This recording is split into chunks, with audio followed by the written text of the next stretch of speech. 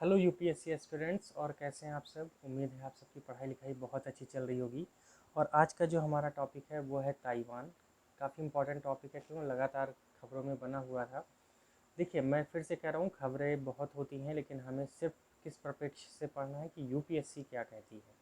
तो उसी के बारे में बात करूँगा। नो शॉर्टकट, नो बहुत ज़्यादा उड़ा के बातें करनी है, सिर्फ पॉइंट टू पॉइंट बात करनी है। तो 5 मिनट मेरे साथ रहिए, ताइवान का पूरा मुद्दा सॉल्व कर दिया जाता है। चलिए शुरू करें। आओ। देखिए, ताइवान जैसे अपना जो भारत है, तो भारत में एक छोटा सा आइलैंड है जिसे हम श्रीलंका कहते हैं। ठीक। ये आप कह सकते हैं कि हमारा अंडमान निकोबार या लक्षद्वीप। उसी तरह चाइना के बगल भी सैकड़ों सैकड़ों बहुत सारे ऐसे द्वीप हैं। उसी में एक सबसे बड़ा द्वीप है जिसका नाम है ताइवान। कहानी शुरू होती है द्वितीय विश्व युद्ध से। ठीक। धीरे धीरे समय आता है, कब की बात आती है, द्वितीय विश्व युद्ध की। आप जानते हैं 1939 में शुरू हुआ, 44 में 5 साल ख़त्म, मतलब 5 साल चला, है ना। उसी समय क्या हुआ, जापान ने क्या किया, ताइवान पर कब्जा कर लिया। ठीक, क्योंकि वो उधर से बढ़ता हुआ आ रहा था। जैसा आप जानते हैं, इधर मलेशिया से लेके पूरा इलाका जापान ने कब्जा कर लिया था। तो उसने क्या किया, ताइवान को कब्जे में ले लिया। अब बात आती है 1950 की। 50 में क्या होता है कि 48 में जानते हैं कि चाइना आज़ाद हो गया। आज़ाद क्यों हुआ, क्योंकि वहाँ पे कम्युनिस्ट जो लोग थे, उन्होंने क्या किया, जो वहाँ के राष्ट्रवादी नेता थे उनके ऊपर हमला कर दिया। एक तरह से ज़बरदस्त गृह युद्ध चला। कहाँ पे, चाइना में। उस गृह युद्ध की वजह से क्या हुआ, जो राष्ट्रवादी लोग थे वो भाग के कहाँ चले गए, ताइवान। और ताइवान में जाके उन्होंने क्या किया, अपनी सरकार बना ली वहाँ के जो लोगों थे उन सब से मिलके। लेकिन उन्होंने एक गलती की। उन्होंने गलती ये की कि उन्होंने अपने आप को कभी भी चाइना से अलग नहीं माना, क्योंकि वो ये चाहते थे, यहाँ मैं अपनी राजनीतिक शक्ति को मजबूत करूँगा और अपनी अवधारणाओं को ले जाके चाइना में फैलाऊँगा। इससे क्या होगा, चाइना में भी दोबारा हम आ जाएंगे। अपने आप को एक अलग राष्ट्र नहीं बताया। बात आती है 1951 की। 51 में क्या होता है कि जापान ने अपने सभी रिश्ते ताइवान से ख़त्म कर देता है और पूरी तरह से आज़ाद कर देता है। अब हुआ क्या, चाइना और जापान, इसमें संधि होती है। और उस संधि में कहीं नहीं लिखा है कि ताइवान चीन का हिस्सा होगा। इस बात को लेके आज तक लगातार मुद्दा बना हुआ है कि ताइवान चीन का हिस्सा है कि नहीं। अब बात करते हैं कि ताइवान सच में क्या अलग देश है। अब इस बारे में बात करें तो सच में कहा जाए कि चाइना का जो ऑफिशियल नाम है, जो ताइवान को मिला है, और ताइवान खुद भी इस चीज़ को मानता है कि उसका जो ऑफिशियल नाम है वो है रिपब्लिक ऑफ चाइना। अब आप खुद सोचिए ना, क्या नाम है, रिपब्लिक ऑफ चाइना। किसका, ताइवान का ऑफिशियल नेम है रिपब्लिक ऑफ चाइना। संयुक्त राष्ट्र की बात करें, जो हमारा यूनाइटेड नेशन है, यूनाइटेड नेशन में भी वो नामित नहीं है। उसकी जो सूची होती है देशों की, लगभग इस समय 193 या 95 देश होंगे, उन सूची में भी उसका नाम नहीं है। अगर उस सूची में भी उसका नाम नहीं है तो मुद्दा काफ़ी और जटिल है। तीसरी बात, सबसे कठोर बात तो यही है, 1971 के पहले संयुक्त राष्ट्र में इसकी सूची में नाम था। लेकिन 1971 के बाद संयुक्त राष्ट्र ने इस देश के नाम, मतलब एक देश का दर्जा देने से मना कर दिया। कब से, 1971, 1971। अब मुद्दा इतना ज़्यादा जटिल हो गया कि लगातार समस्याएं बढ़ने लगी। बीच में अमेरिका, क्योंकि आप जानते हैं जहां अमेरिका को फ़ायदा होता है वो वहीं जाके अपनी बातें करता है। क्योंकि चाइना क्या है, वहीं के लोग आके ताइवान में बसे हैं। जैसा मैंने बताया, राष्ट्रवादी लोग, कम्युनिस्ट की अभी भी सरकार चाइना में चल रही है, आप जान रहे हैं इस बात को। राष्ट्रवादी लोग ये भी टेक्नोलॉजी में अपने आप को उन्नत किए, और सेमी कंडक्टर चिप जो विश्व में सबसे ज़्यादा कहाँ बनाई जाती है, ताइवान में। उसका बहुत बड़ा सप्लायर कौन है, अमेरिका। अमेरिका जानता है कि अगर चाइना का प्रभुत्व ताइवान पे ज़्यादा बढ़ेगा तो क्या होगा, उसको उसकी जो व्यापारिक कंडीशंस हैं उसमें नुकसान होगा। और वो क्या चाहता है कि कहीं ना कहीं चीन को दबाया जाए दक्षिण चीन सागर में। तो उसका बहुत बड़ा जरिया क्या हो सकता है, ताइवान।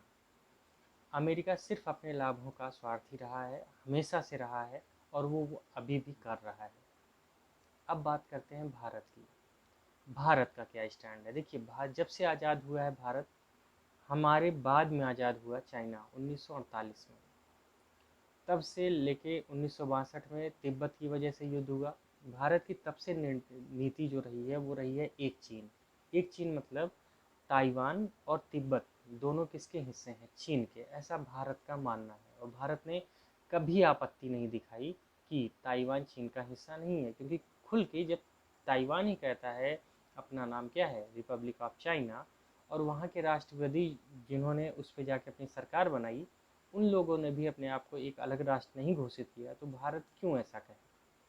लेकिन लेकिन समय बदला, घड़ियाँ बदली, परिस्थितियाँ बदली, बात आ गई 1900 धीरे धीरे 91 की, जब भारत अपने में सक्षम होने लगा। धीरे धीरे 2011 आया, और 2011 के बाद से आज तक भारत ने इस नीति को नहीं स्वीकारा है, एक चीन की नीति को, और न भारत ने इसको स्टैंड लिया है। इसके पहले क्या होता था, भारत ऑफिशियली रूप से ये कहता था, लेकिन 11 के बाद से भारत ने अभी तक कोई ऑफिशियली स्टैंड नहीं लिया जिसमें कहा हो कि ताइवान चीन का हिस्सा है।